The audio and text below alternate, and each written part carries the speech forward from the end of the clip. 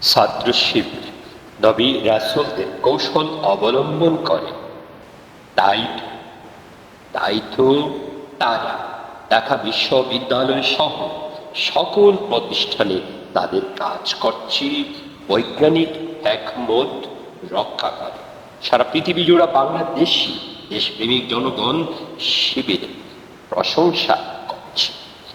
আর তুমি এটা পাটা ছাগল উল্টো ফতোয়া সন্ত্রাসী করছো, এটা উল্লুক।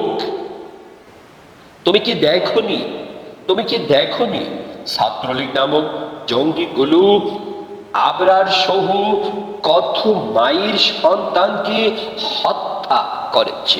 এটা হারামি বজ্জাত।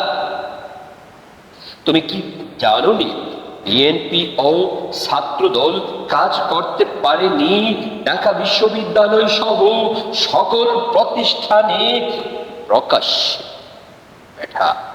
বেটা কেক শিয়াল, বেটা হারামি শিয়াল, তুমি কি বের হওনি জঙ্গল থেকে কখনই?